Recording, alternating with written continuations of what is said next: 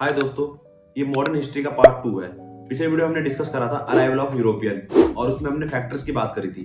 तो पहला फैक्टर बात करी थी हमने पॉलिटिकल फैक्टर और हम बात करने वाले इस वीडियो में और बचे फैक्टर्स की। दूसरा फैक्टर इकोनॉमिकल फैक्टर। इंडियन मसालों की बहुत डिमांड थी यूरोपियन मार्केट में, कहीं ना कहीं एक ये पॉइंट था। और दूसरा, जब वास्को डी गामा पहली बार आए थे 1498 में, तो उन्होंने पहले विजिट में ही 60 गुना प्रॉफिट करके गए थे यहाँ से। तीसरा फैक्टर है सोशल फैक्टर। उस समय रीबर्थ हो रहा था रोमन और ग्रीक कल्चर का, जो एसोसिएटेड है क्रिश्चियनिटी से। ये 14th सेंचुरी की बात है, जब यूरोप ने सोचा कि अब क्रिश्चियनिटी को पूरे वर्ल्ड वाइड में स्प्रेड करना चाहिए। और चौथा फैक्टर था रिलीजियस फैक्टर। उस टाइम पे क्रिश्चियनिटी को दो हिस्सों में बांट दिया गया था, एक था कैथोलिक, दूसरा प्रोटेस्टेंटिस्ट। कैथोलिक कंट्री थी स्पेन और पुर्तगाल, और भी कुछ कंट्री थी।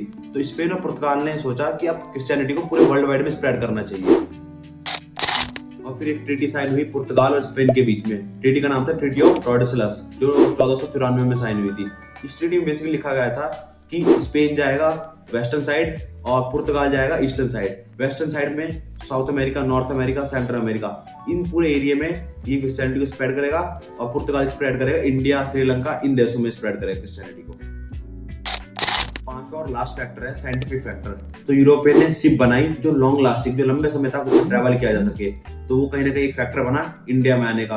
और उन्होंने कंपास वगैरह का इन्वेंशन करा, जिससे बेटर नेविगेशन हुई और वो इंडिया तक पहुंचे।